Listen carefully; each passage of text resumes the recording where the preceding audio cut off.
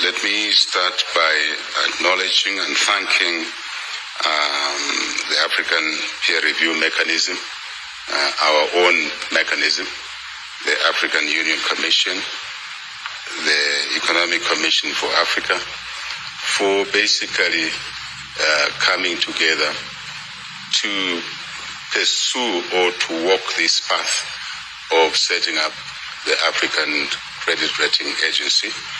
I do remember standing here together with President Ruto, then President Nana, I think last year, and deliberated on a number of issues, but that included this particular and very important issue.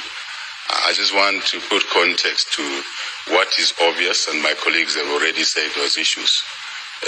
Africa, let's not be shy about it, has not been treated fairly in the global business, economy, business, finance. Hence the need for us to speak for ourselves, to redress this imbalance that has been going on for a long time. The critical need to reform the global financial architecture. We've been talking about it for too long. We need to take practical steps to redressing this. After our AU meeting here and the side meeting right here last year, we moved on to Paris later in the year, and we had a specific session there chaired by President Macron around the reform of the global financial architecture. We made our points very clear, and I think it is now time that we in this hall and those that are not present at a political level say and commit and walk the talk that we will realize the creation or implementation of the African Credit Rating Agency. We have talked enough. We know the cost that has been occasioned to our economies around the price of capital, long-term capital, but talk about short-term capital. It's crippling. If you look at the cost of short-term capital, it's crippling. It's damaging even to viable businesses. Let's say other things are equal, ceteris paribus, other things being equal, and the only thing you are left to assess the viability of the project is the cost of capital. Many a time, that project will not see because that variable called the cost of capital is too high. Compare that project on our continent with another project in a different continent. That project will pass the test, and it will contribute to growth of that economy. Whereas in Africa, that project has failed on account of the cost of capital. We don't need to illustrate that point even further. It is clear that one of the issues that keeping Africa's economies down is this animal called the cost of capital. I think we need to deal with it. And the way we are dealing with it is progressing the implementation, actualization of the African Credit Rating Agency. So we can address that one variable, if it's the only challenge that is outstanding, to tick the box for us to make that investment, public or private. And I'm focusing here not on consumption expenditure. I'm focusing on investment expenditure, projects that will lead to growth of our economies. And not just growth, but accelerated growth, so we can create jobs for our population on the continent. Number one. Number two, so we can create business opportunities in the supply chain for public sector, private sector, micro, small, medium, large businesses. I think these are the issues we must be conscious of as to what is the motivation which has brought us to this breakfast meeting. That is the motivation. So, number 3, 1, I said, jobs. 2, business opportunities. 3, to enhance our treasury revenues. For what purpose? So we can make investments that only require or are better made by public sector institutions, which will lead to more growth. In Zambia, we say our focus now is growth, growth, and more growth.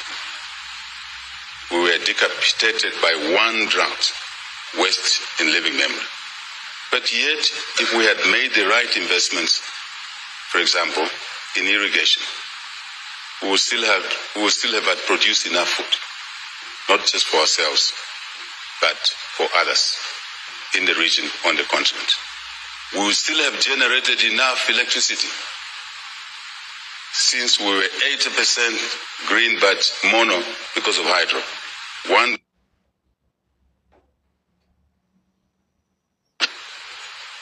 So we do need investments in our countries, on our continent. Before we came in here, we were having a conversation with us out there, and we said we on this continent must be expansionary in mind, must not be driven by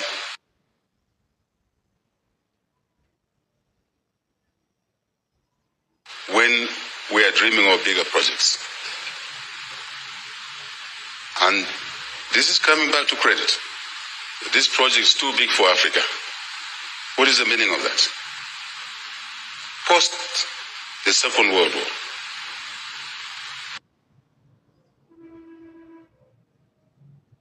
to grow their economies in a phenomenal way. And they did that. And they took risks. But when we want to take risks, we're inhibited by, one, that our economies are too small. But if our economies are too small, that we can only do that through growth. And to grow, we need more investments. We need to be more ambitious.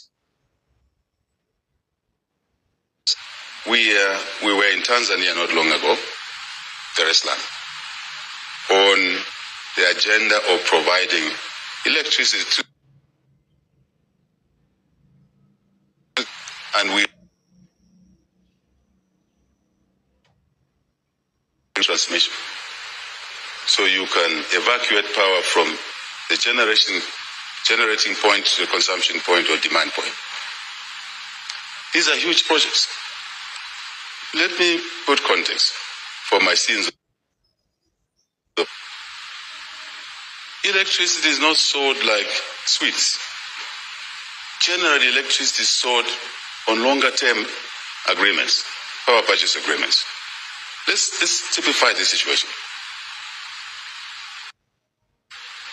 Tanzania has Zambia had shortage of power because of a drought. But Tanzania could not move power from its generating sources to Zambia because there was no interconnector. There was no transmission. We also talked about a one electricity market, Africa electricity market, isn't it? So yes, we invest in generation, big project. 2, transmission, big projects. So now, since power is sold long term, 5, 10 years, 15 years, and the price is embedded in the power purchase agreements, but you still have problems on our continent to raise capital to fund generation, transmission, even when the demand is there. Let's reflect on that. For us, we have a target to grow our copper production to 3 million tons from 700,000 something. This year, we believe we'll break the psychological mark of 1 million tons. Never done before in our country. We have mines, quality investments that need the power and are ready to sign the power purchase agreement. How is it that the credit rating agencies would give us a low rating in Tanzania, in Zambia, which constrains our ability to raise fairly priced capital to invest in generation and transmission. And the demand is there. And the capability to pay. Effective demand. I'm not talking about potential demand. I'm talking about effective demand. Ability to pay. You see the distortion.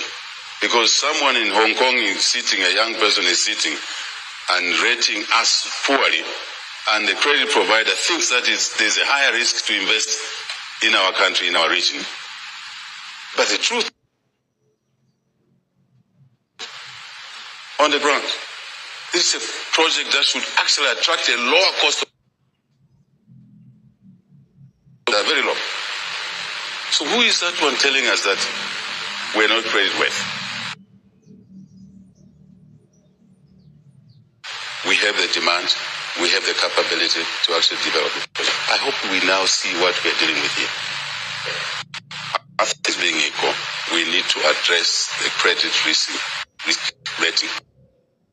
Has gone on for too long. I thought that would be my message today as I stand here. And lastly, just to say to you, when we've dealt with this matter properly, we have a credible Africa credit rating agency, professional, private sector driven, competent, one that can stand shoulder to shoulder with Standard & Poor's on how they've been rating Africa for far too long. Because the bare facts will be in their hands. Unlike picking information from the open source, as the President of Ethiopia said in our side conversation. I thought, ladies and gentlemen, I would put context to our discussion. So my closing remark is to say, this thing must be operationalized yesterday.